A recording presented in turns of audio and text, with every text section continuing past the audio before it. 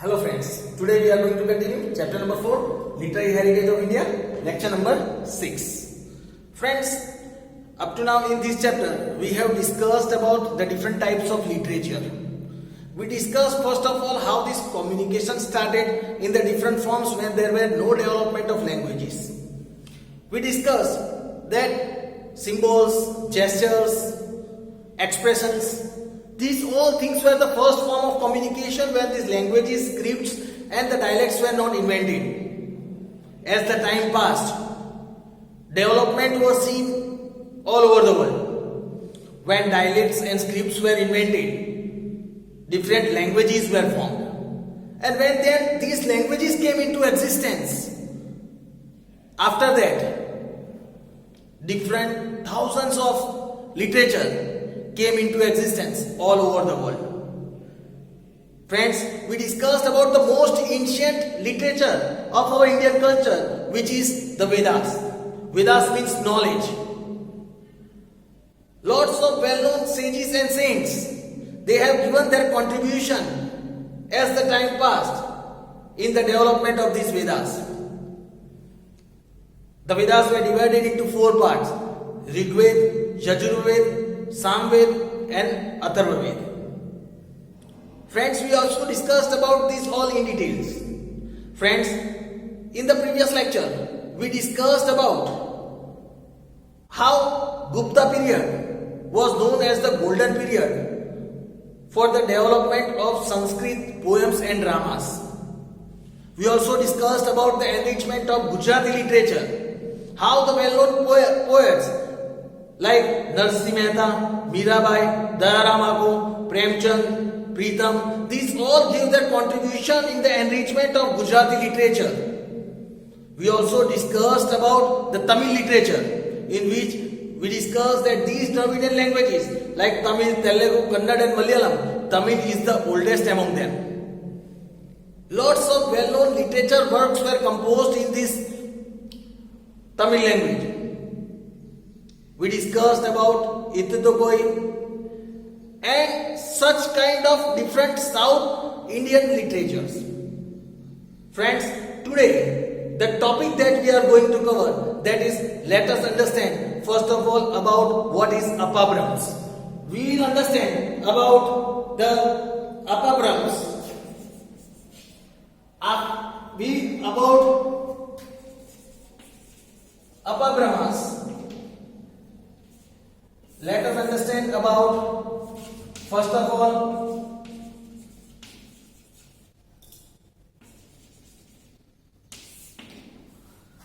UpperBrahms. What is UpperBrahms? When we are discussing about UpperBrahms, here it says those languages which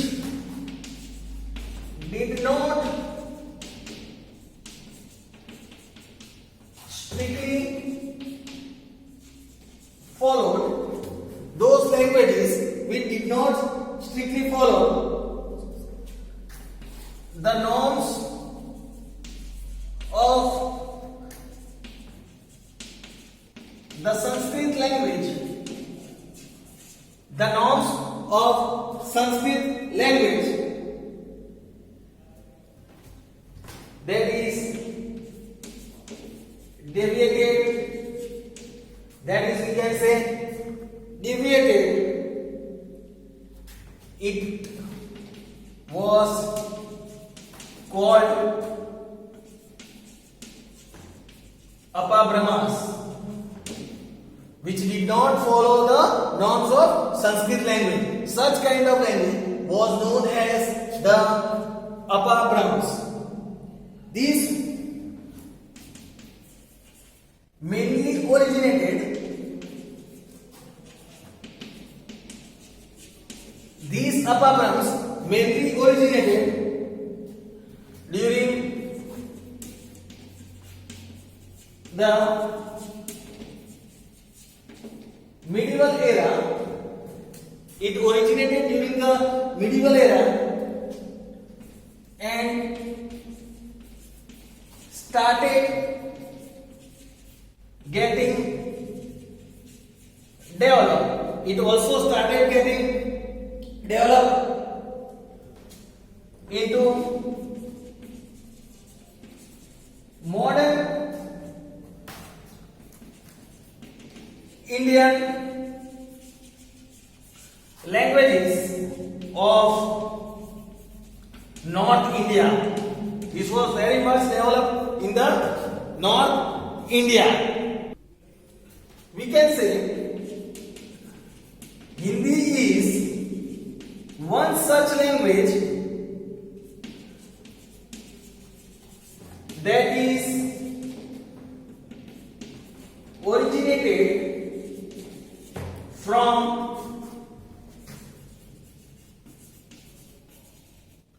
these UpperBrahms. Hindi is one such language that is originated from UpperBrahms. One of the earliest work, if we talk about one of the earliest work in the form of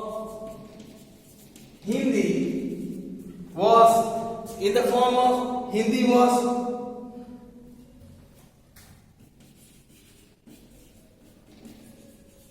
Prithviraj Raso by Chandbardai. Prithviraj Raso by Chandbardai. It is about the heroic deeds of Prithviraj Chauhan. It is about the heroic deeds of Prithviraj Chauhan, that is Prithviraj Raso by Chandbardai. So friends, this was the information about the UpperBrahms. Now let us understand about the literature of South India. Now let us understand about the literature of South India during medieval era.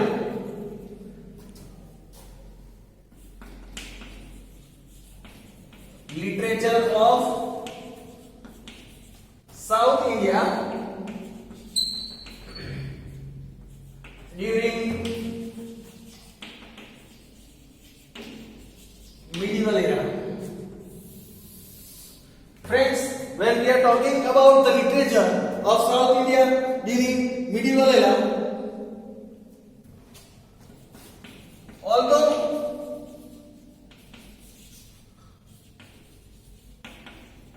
at that time Sanskrit was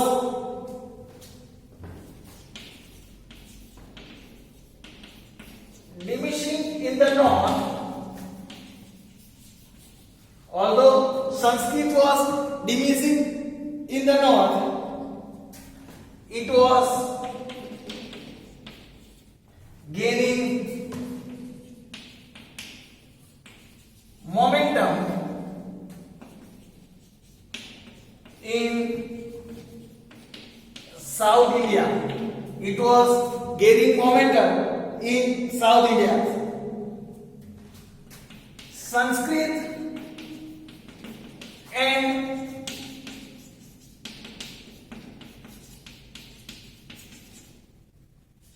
Tamil literature, Sanskrit as well as Tamil literature got more encouragement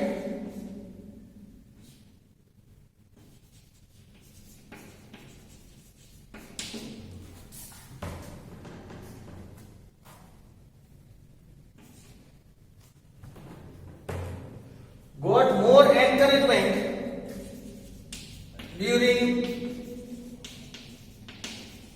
the reign, that is the rule of kings of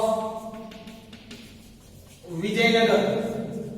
during the rulers of Vijayanagar. It got more and more momentum.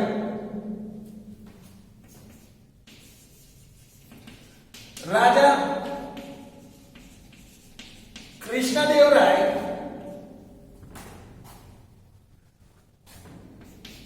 the great king of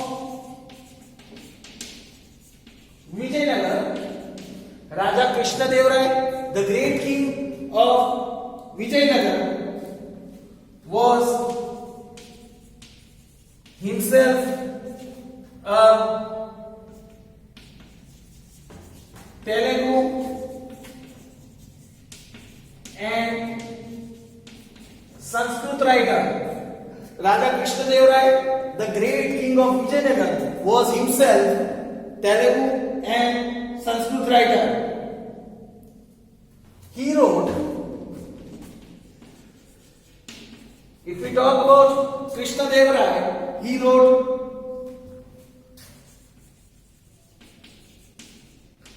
Amukta. About Krishna Dev, he wrote Amukta Malaya. Krishna Dev Rai wrote Amukta Malaya. For some time, Jainism. For some time after that, Jainism influenced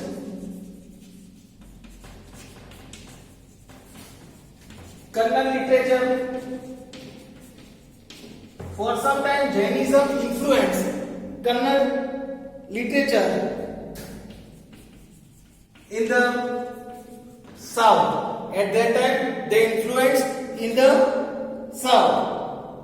Now, let us understand the work of Jainism. Now, works on Jainism in Kannada language. Now let us hear information about works on Jainism that was in Kannada language. Poet Pampa. If we talk about Poet Pampa, composed Adi Puran. Poet Pampa, he composed Adi Puran and also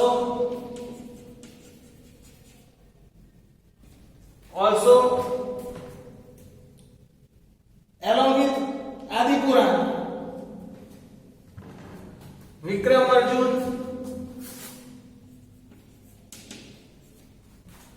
Arjun, Vijayan,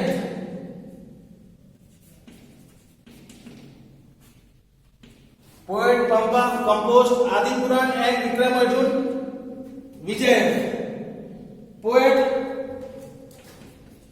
The poet Pona. If we talk about the poet Pona, the poet Pona, like Poet Pampa, Poet Pona also wrote Shanti Puran,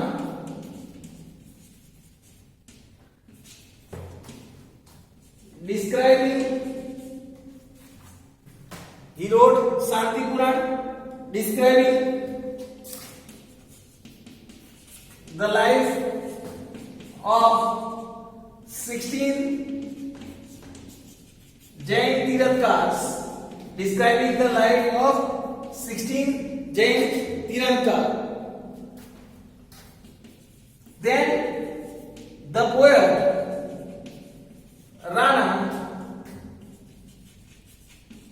composed, after that the poet Rana, he composed 2 books.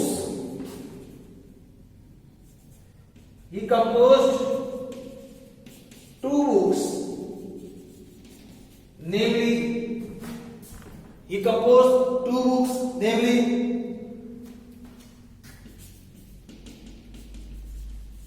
Ajitnath Puran and Gadayuddh.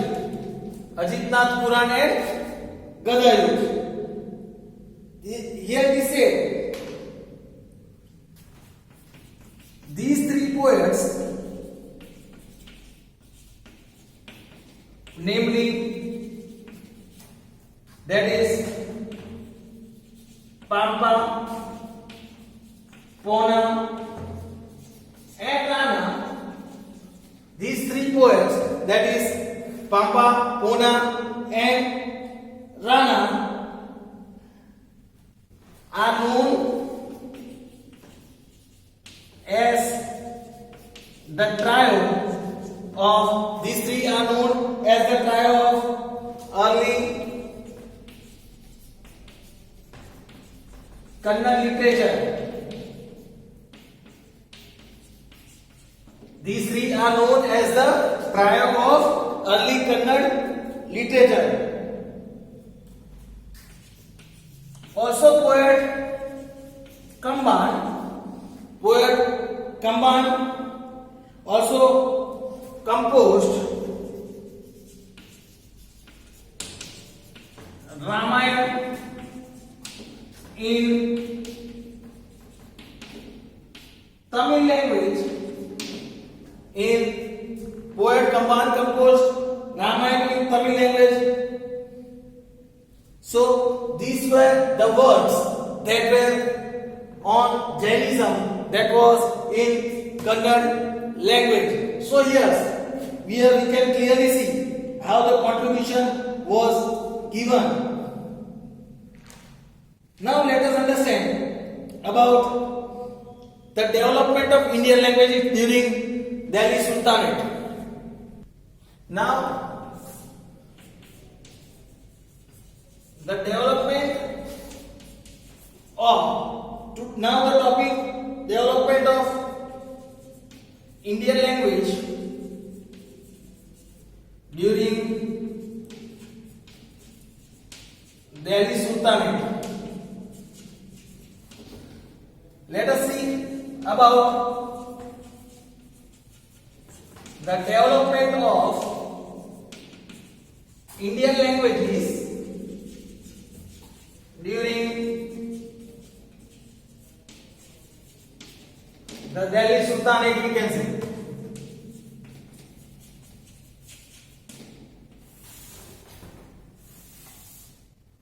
During the rule of the Delhi Sultans, the development of languages. Here we can say the Indian languages and literature got lot of encouragement. Indian languages and literature got lot of encouragement during this Delhi Sultanate. During Delhi Sultanate. During this period,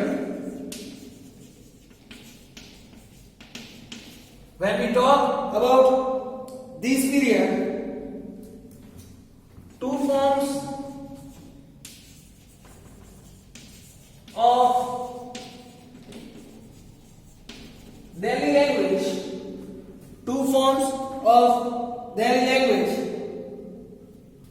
namely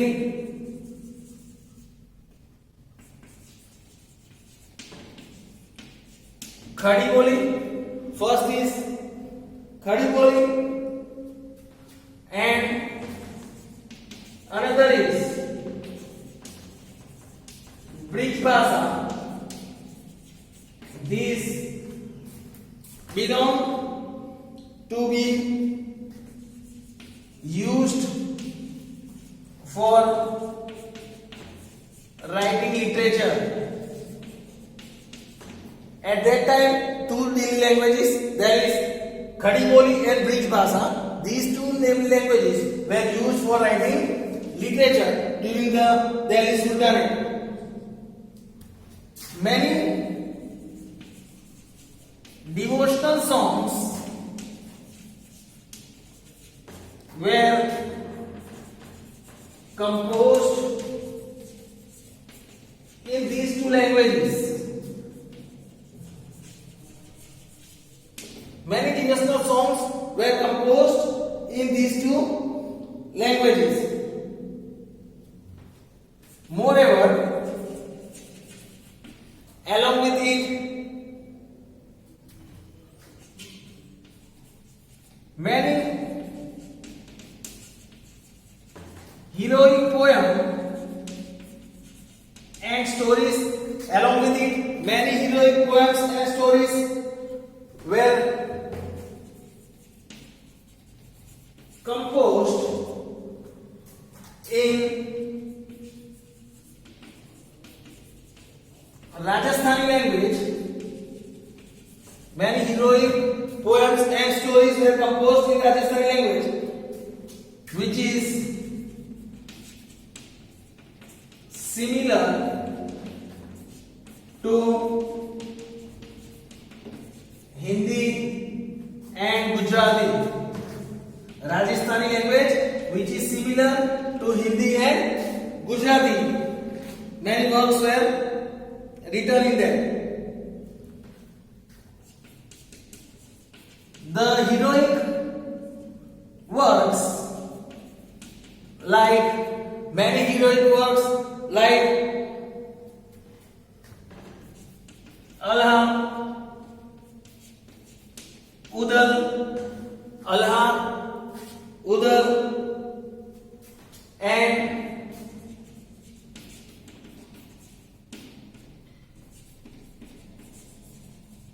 Visal Devraso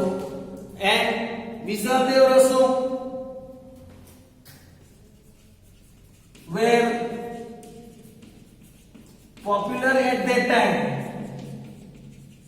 These were popular at that time. A book called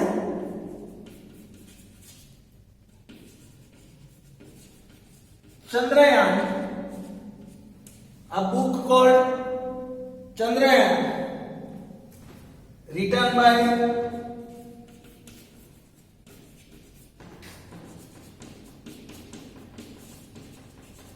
Mullah Daud. It was written by Mullah Daud. Is the oldest book, Awadhi language. It is the oldest book in Awadhi language.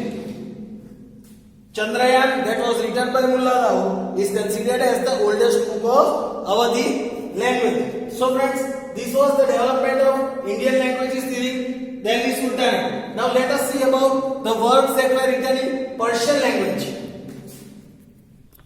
Now friends, let us understand about the words of Persian languages. When we discuss about the words of the Persian languages, Persian was the language of God during the Delhi Sultanate.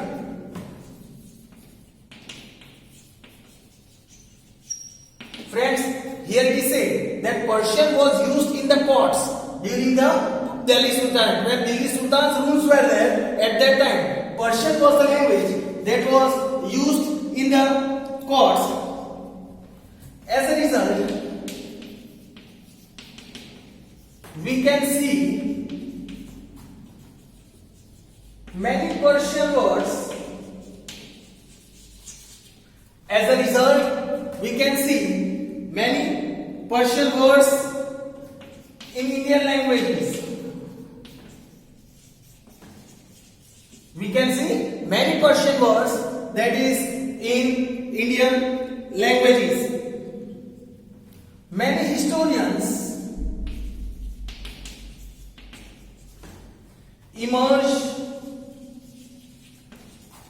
During this period, many historians, they emerged, they came out, they showed their talent during this period of Delhi Sultanate. A proper description about the Indian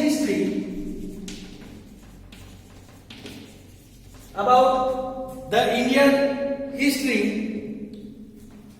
was done in Persian language by Turkish writer.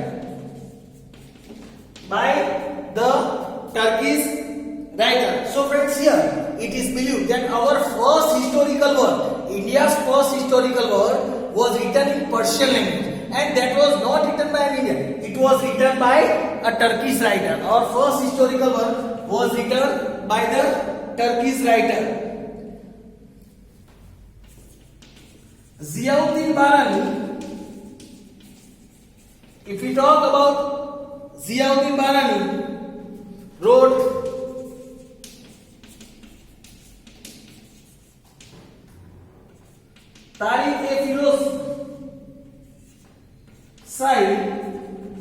he wrote Tarikh-e-Firozshahi, which gives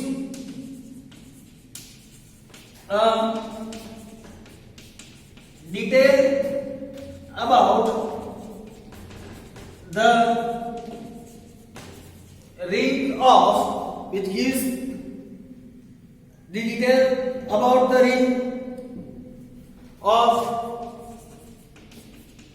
Khilji and Tughlaq kings, about the region of Khilji and Tughlaq kings.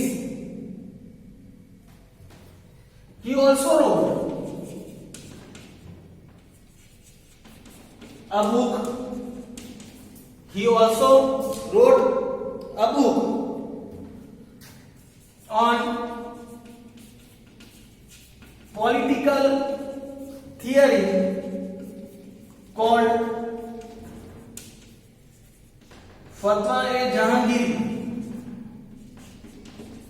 He also wrote a political book which was known as Fatwa-e-Jahangiri.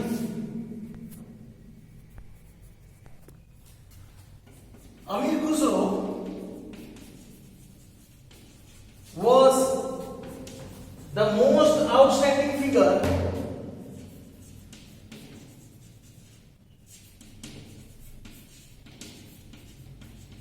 Amir Khusro was the most outstanding figure of Delhi Sultanate. Means during the rules of the Delhi Sultans, Amir Khusro was very well known during that period. He was a poet, mystic saint. He was a poet as well as mystic saint and composer of music.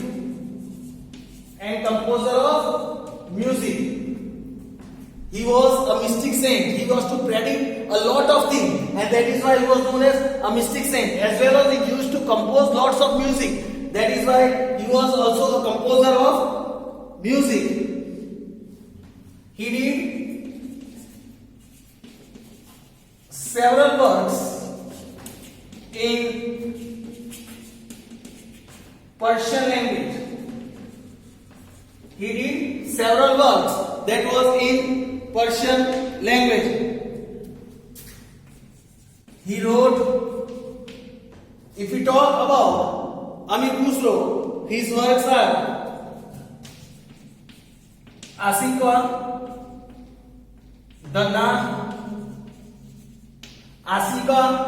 Dana, then also Sifaya, and Sifaya, the Qiratul Sadayam, also Qiratul Sadayam, and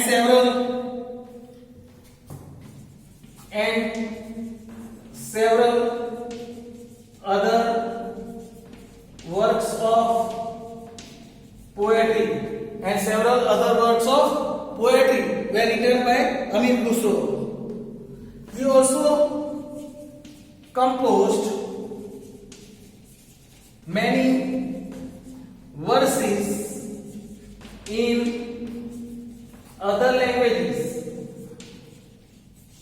He also composed many verses in different other languages. He wrote a number of bilingual quatrains. Bilingual means a combination of two languages. He wrote a number of bilingual quatrains and verses in Hindi and Persian language. Means bilingual quatrain means the combination of two languages. He wrote lots of literary works that was the combination of two languages, that is Hindi as well as the Persian languages. So he had the mastery in that, and that is why Amin Khusro was known as very important literary figure of that period. So friends, here we have understood about the UpperBrahms literature of South India during the medieval era and the development of languages during the Delhi Sultanate, as well as we also discussed about the information about Amin Khusro. Now we will discuss about the other topics in our next lecture. Thank you.